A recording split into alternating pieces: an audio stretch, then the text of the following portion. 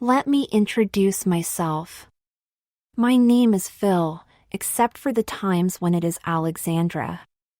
And sometimes people call me Lexi, although I do not greatly care for that. My childhood was complicated. My father always encouraged me to get involved in sports and boyish activities, which I did and generally enjoyed. My mother encouraged me to pursue more girlish interests, and I often got pleasure from those too.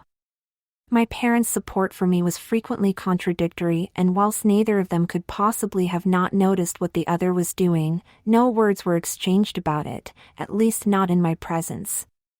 Even before I reached my teens, I was not naive enough to think that this was a conventional way to go through childhood.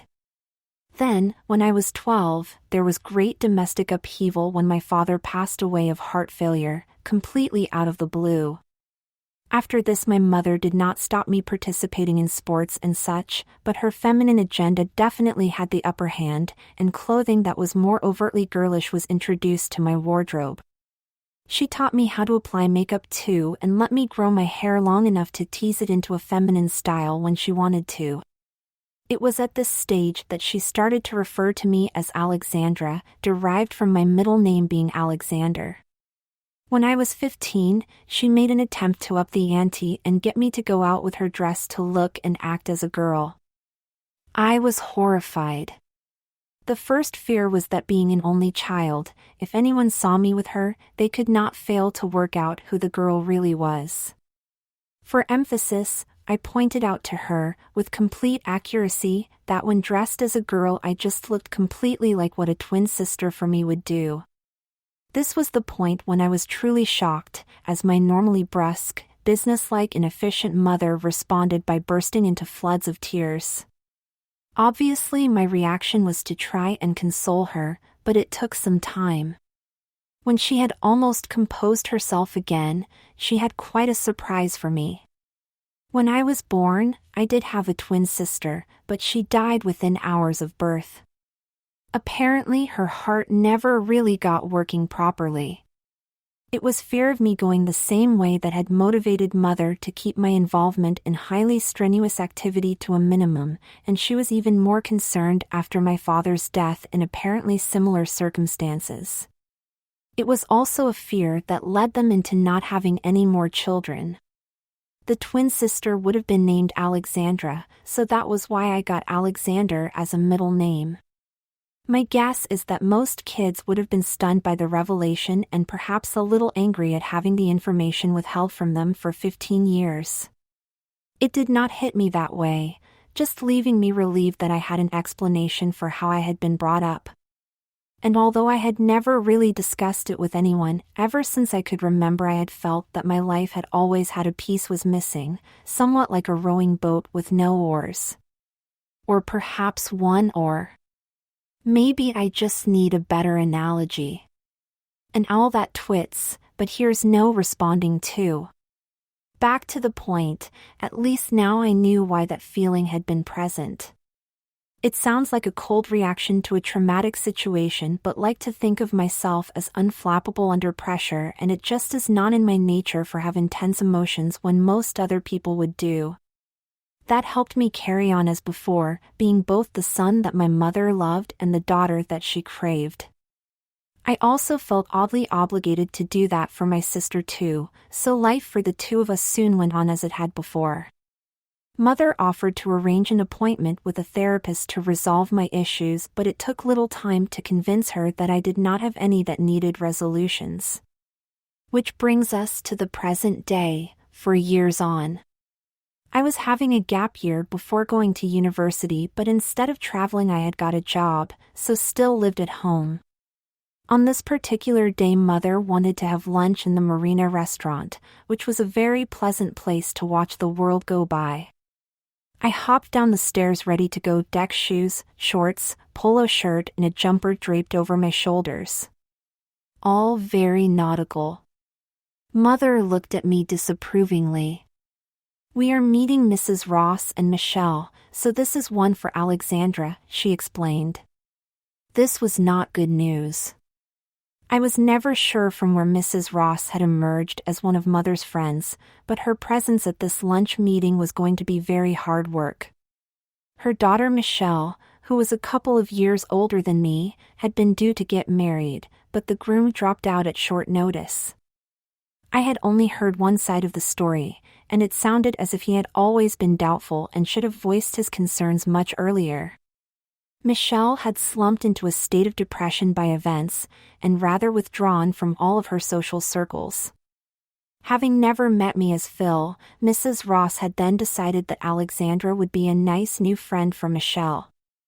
Initially, the lack of conversation had been excruciating, but Michelle was slowly opening up, which was a small victory for her mother's plan.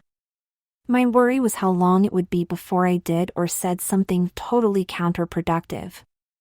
I was at least aware enough to know that things that I could shrug off were capable of driving other people absolutely batty. It did not take long to transform into Alexandra, as I only had a small range of clothes to choose from. Plenty of practice had made me quite quick at putting on makeup, and as a clear polish made my nails look neat, I did not bother to put any color on them. Arrange my hair into a suitably random-looking but highly organized style, add a simple white bra and knickers, topped off with a pale green flower print cotton dress, tan tights and a pair of mid-heel brown ankle boots. I was ready to go in plenty of time. On that day, Michelle was far more chatty and active than I had ever known her, and when I passed comment she admitted that she had snapped out of the depression and realized that it was time for life to go on. It made the entire lunch session far more pleasant and not the hard work it had been in the past. When it was time to leave, Michelle hung back. "Walk with me, Lexi," she instructed. I did as she asked. When a suitable gap had developed between us and our mothers, she explained why. "Lexi, I need you to help me kill Paul." "Paul, your ex?" I clarified, knowing who she meant but wanting more time to process the request. "Yes, him. All things considered, I have to decline." "I thought you were my friend, Lexi." "I am. And that is why I am not simply going to tell you it is a crazy idea. Firstly, it is response disproportionate to the crime, and secondly, who do you think would be the prime suspect?" As absurd as her request was, she seemed deadly serious, so I decided to appear to be just as businesslike but sensible in how I reacted. "But I cannot just let him get away with it," she snapped in exasperation. There was a brief silence while I thought on it. "So you just do unto him what he did to you? You mean set him up with a girl, who then dumps him at the altar?" I nodded. She pondered on the option, then smiled. "It does sound like a fair retribution. The problem is that he knows all of my friends, not many of whom are single, and would probably suspect something. I am not paying for a prostitute's time over a possibly long period. So that leaves you." "There is a problem there." I began. "Yes, Lexi. You are a boy, I have worked that out, even if my dozy, self-absorbed mother cannot see beyond the end of her nose." "Oh.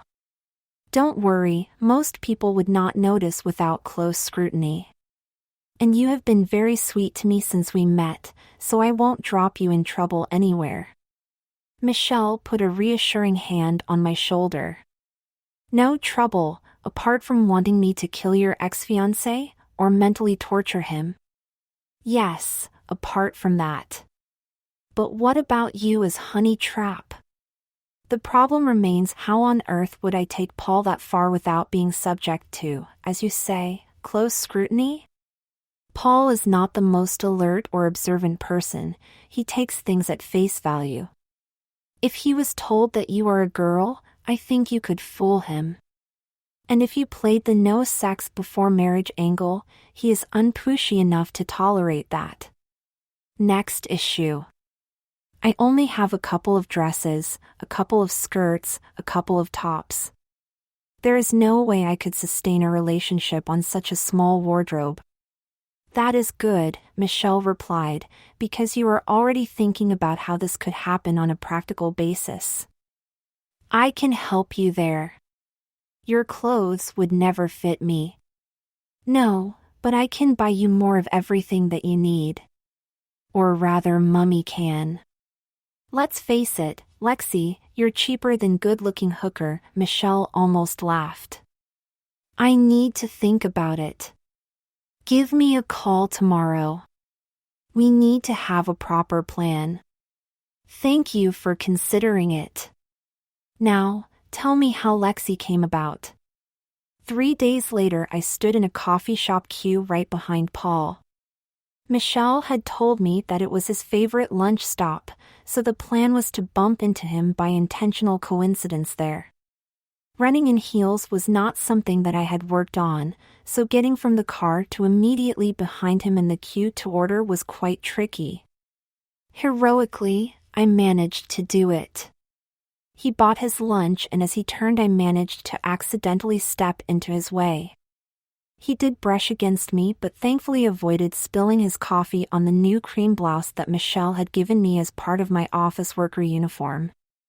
Oh Christ, I am so sorry, Paul apologized. I made an act of brushing myself down and checked my clothes. No harm done, I smiled. There was a pause. Aren't you Paul?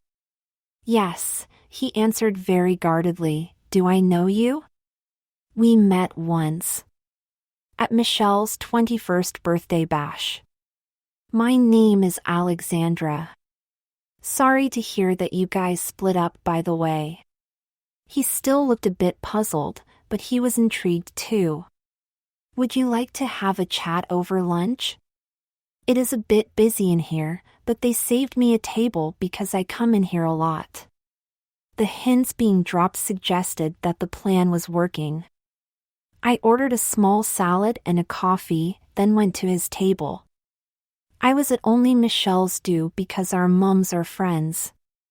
I don't know her all that well, she is a little older than me, I explained.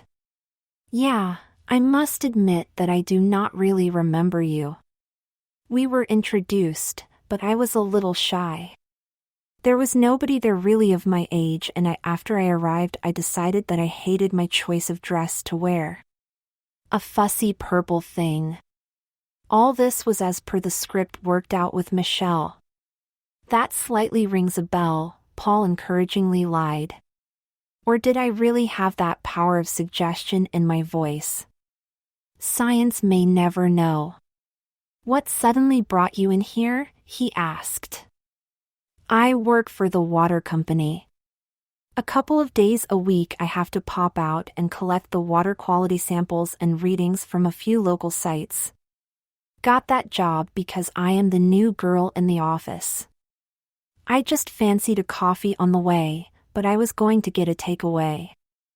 I beamed sweetly at him. The bit about working for the water company was the first true thing that I had said in the conversation, but my ability to lie convincingly was greater than I expected. Michelle had trained me quite intensely on that. Can't they collect it with an online connection? Probably, but it is nice to get out of the office on Tuesdays and Thursdays. So might you pop in here regularly, at this time? Yes, I might well do that. Anyway, it was nice to meet you again, Paul. It was nice to meet you again, Alexandra. He stood up as I left, which seemed unusually polite. As I left, I was forced by cues into squeezing tightly in a narrow gap between tables, rather than take the longer, easy way out. With a tight black skirt and black heels on, I made a point of breathing in. Michelle had been certain that it was an outfit that Paul would admire, so I glanced back to see whether his eyes were following me. That had happened, so I gave him what I thought was a saucy/cute departing grin. Not being experienced in these things, I was not certain that it really came across that way, but dared not look back to find out. The meeting with Paul left me a little conflicted. Apart from the white lie about eventually remembering me after some clues, he had come across as a perfectly pleasant person. It reinforced the idea that the story from Michelle's side had created a biased impression. That evening I phoned Michelle and described the encounter. She was certain that our quarry had taken the bait. I suggested that quarry tends to run away and bait was for catching fish or other unwary predators. She was unnecessarily rude about my pedantic attitude, but agreed that the code word for Paul could be trout. If I could get that concession, perhaps I would one day stop her calling me Lexi. The following week I happened to be in the coffee shop when Paul arrived. I was on the phone to Michelle, so had to cut her off by telling her that the trout was in the river. If anyone on an adjoining table was eavesdropping on our conversation, they deserved all the confusion that they got. I beckoned Paul over to share the table.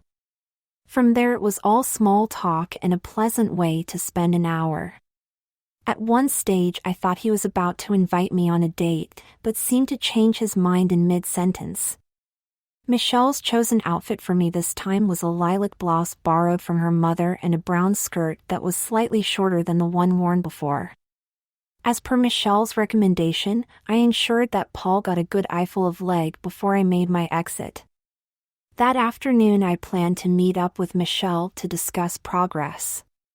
"You were spot on," I told her. He nearly asked me out, but then seemed to have second thoughts. So I did what you said to remind him that he needed to make a move next time. He was like that with me originally. "Be ready next time," Michelle replied. "The trouble is, well, he does not seem like a bad person." Michelle looked at me sternly, so I added, "Just someone who made a poor decision when the pressure was on." "And there is another thing." Michelle raised an eyebrow, so I explained. "Before meeting with you and your mom, I had never gone out at Alexandra.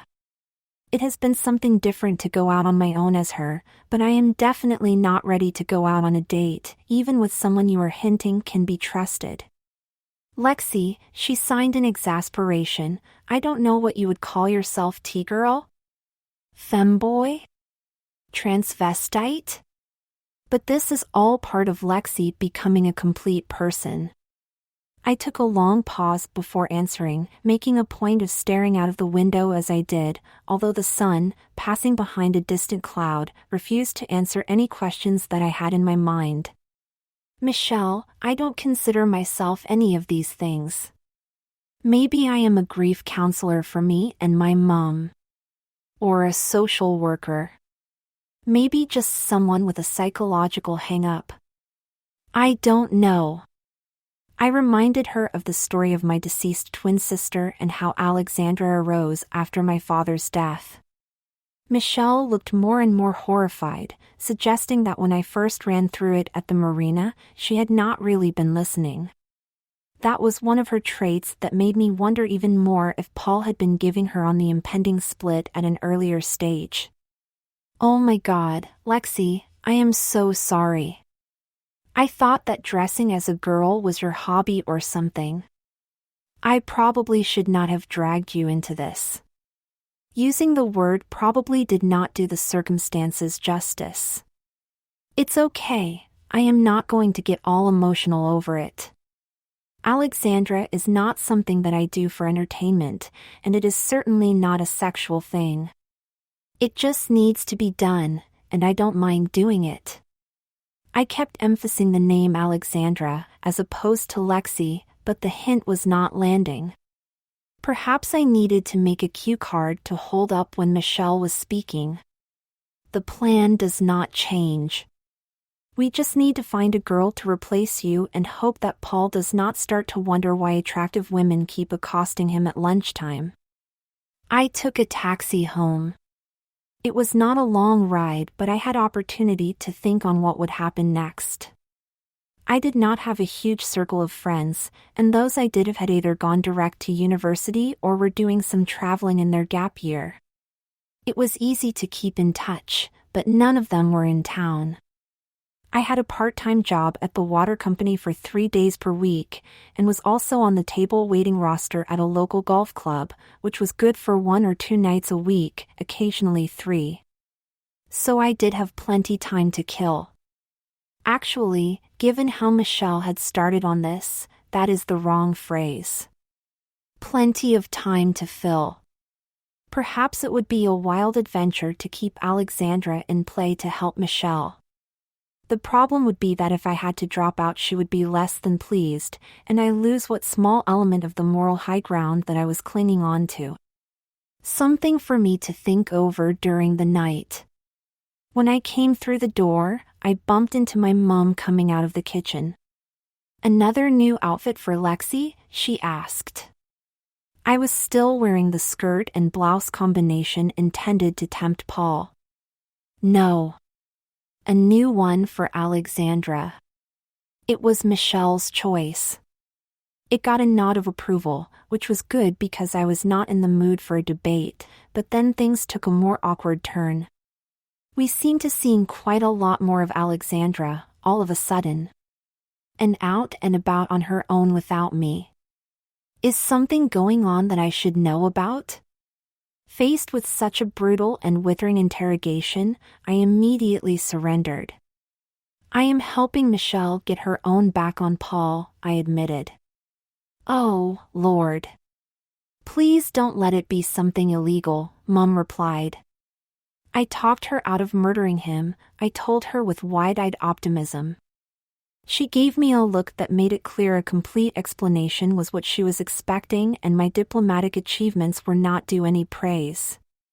Now I have to get him to invite Alexandra out, so that she can dump him cruelly. Michelle was expecting it to happen after the engagement stage, but I was fairly certain that I would be bailing out before getting embroiled to that degree, but I left that most controversial element out of the tale for Mom. "Phil, why would she choose you for that? It is bound to go horribly wrong." Reverting to my real name was a sign of stern disapproval. "Because Paul knows all of her female friends and she cannot afford to pay a sex worker to fill the role over an extended period of time." "Oh great," sighed Mum, "my son, who makes for quite a pretty twin sister for himself, is on offer at a cheaper price than a prostitute. I'll need a couple of hours of your time to run through all the ways that this could go wrong. There isn't going to be anything sexual going on. There had better not be.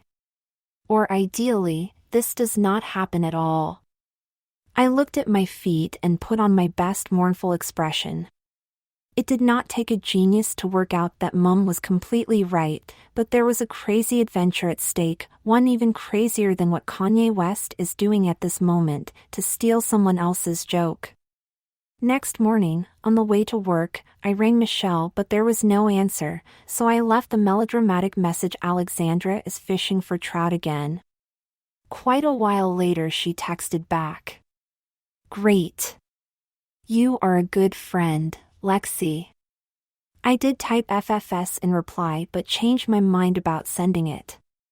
One of the comfort factors in following this plan was that Michelle did have the knack of predicting exactly what Paul would do next, so the chance of being pitched into situations that I was not equipped to handle was as low as possible. It gave the false impression that unless she raised a problem, whatever we did would be totally safe. It also increased my concern that Paul might not be the bad guy in this conflict and I had been press-ganged into the wrong side. After Michelle correctly predicted that on the third coffee shop encounter Paul would ask Alexandra out to dinner, and to a restaurant that was on her short list of 2, I was even more comfortable in depending on her for guidance.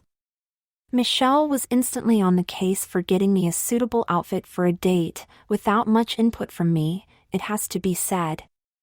I feared ending up with something badly over the top for just a quick drink and a curry. Instead, she acquired a navy blue satin midi skirt and a cute striped linen shirt in a few shades of pink to match with it. It was not something that I would have chosen, but I did like the look when I had it on.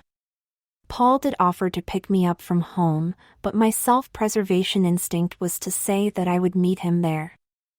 I noticed Michelle observing from her car as my taxi pulled up, and did wonder if one of the buttons on my top was concealing a hidden camera or microphone. In hindsight, that injection of paranoia was the first sign that my mission was going to fail, at least from Michelle's point of view. At this moment in time, that was not a consideration, and having paired my new outfit with black semi-opaque tights and heels, I was a bit overly pleased with how I had finalized the outfit. Paul was sitting in the window of the pub where we intended to meet, and once I had spotted him, I stopped and used a shop window as a mirror with which to move an imaginary out-of-place hair, Michelle's idea, to be used in the pub if not possible before. The evening was a pleasant one of trivial talk, and as it wound down I texted Mum to pick me up. When she had arrived and I made a move to leave, Paul made a tentative move for a kiss goodnight. I put my forefinger to his lips, and then gave him a peck on the cheek. He seemed a little disappointed, but I did mention that I had enjoyed the date and just needed to decide what the next move would be. When I was in the car, I told Mum the truth about what happened, and that also my plan was to let him down gently, and sooner rather than later. She told me that it was the honorable thing to do. All I had to do was break the news to Michelle, which I did not do immediately. A couple of days later, Paul rang me to arrange a second date. I had a couple of nights' work at the golf club coming up, so whilst I agreed, it was almost a week before we could get together. This did give me some time to devise a plan. The easy summary was to engineer a situation where Paul would see me as not his type of girl, and Michelle would not blame me for that happening. It was the detail of how this could happen that kept eluding me. Obviously, I had to remind myself regularly that there would be a time when my lack of real breasts and presence of a penis was going to become an issue. The little nylon seed bags could cover the first problem as long as my clothes were not too skimpy, and the latter could be tucked and hidden under the same circumstances. The next problem when Paul told me that we were off to a local club's karaoke night, so have a song ready. Firstly, I had to find something that I could sing without my voice being too much of a giveaway. Secondly, this was not just a lame no-hopers thing. The evening was well known in the area for attracting good singers, and after they had started their turn, a good performance could become a big sing-along. As a cool place to go, there was a risk of bumping into one of my recent classmates from school, and Alexandra and Phil did not look different enough to pull that off. In fact, as I thought about that, I realized that I had been a little lucky to get away with that scenario so far. As Phil, I listened mostly to the current wave of progressive rock, most of which was too obscure for a karaoke night, and I was not going to shame myself by launching into some feeble chart pop. Having inherited my dad's music collection, I was short of inspiration too. For a man I remembered for being laid back and fairly happy through life, he had a lot of dark music. Expecting no useful answer, I asked Mum in desperation whether she had any ideas, and she pleasantly surprised me by first suggesting Blondie. Or if not, some Rolling Stones. I liked the idea of singing Hanging on the Telephone, but Gimme Shelter was the dependable choice, or as jolly as any song about impending rape and murder can be. On date night, my plan to ward Paul off was a more striking outfit, of the sort that Michelle said he was not impressed by.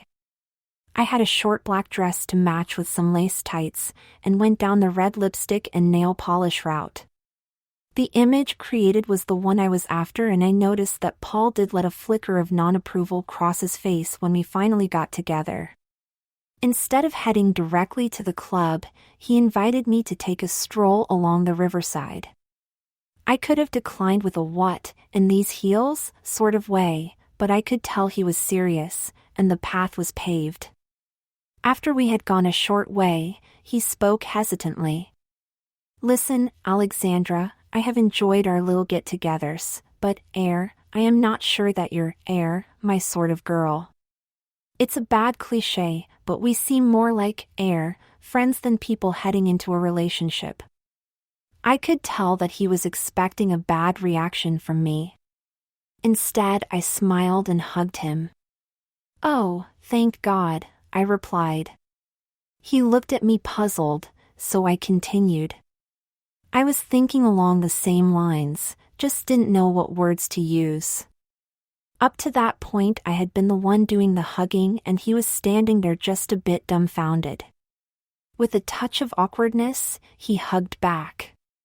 The mutual relief at the lack of anger was palpable, which led us to hug a little longer.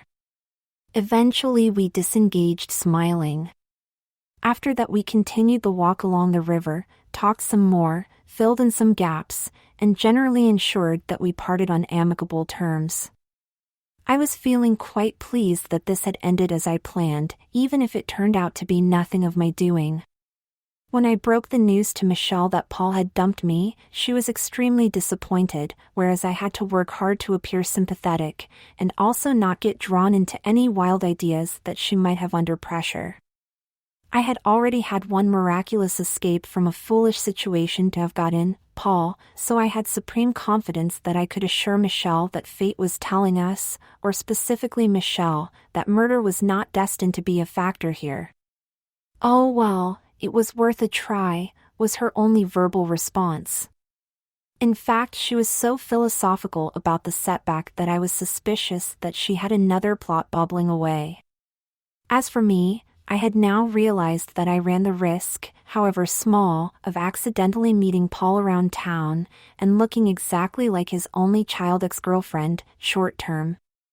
That was a problem for Phil, but Alexandra had got a couple of new outfits at no cost.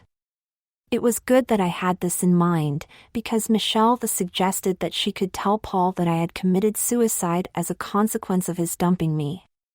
When I told her what happened, I might have glossed over the details of how it had been a moment of mutual sighs of relief, so all I could do is explain that I was not prepared to become a hermit in order to carry out her alternative scheme.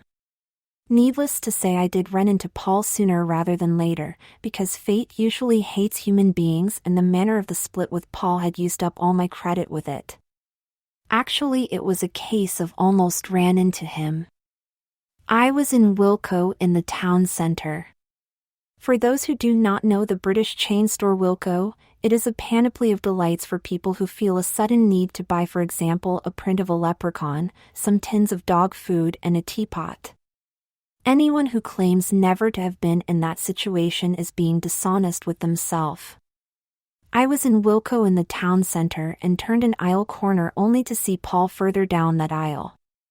I retreated back where I came from and decided to wait until he had left before going to the checkout. My attempts to spy on his movements must have looked odd, because a member of staff asked me if I was okay. Using the skill for spontaneously developing plausible lies that Michelle had instilled in me, I explained that I was avoiding my sister's recent ex-fiancé because I did not want to get stuck in an awkward conversation. The lady who had checked on me was sympathetic and actually let me know when Paul had paid and left, whilst I browsed unconvincingly around one end of the shop. A loyal Wilko customer for life, that's me. My solution was quite drastic: a haircut. There are now two versions of Alexandra. At home she is still blonde, but the hair is short enough to wear a longer brunette wig if out and about, which is not all that common. Now I just need fate to be nice and never drop me badly in at the deep end with something that I cannot handle. But as I said earlier, I think I can cope with most things fate may land me with. Even Michelle.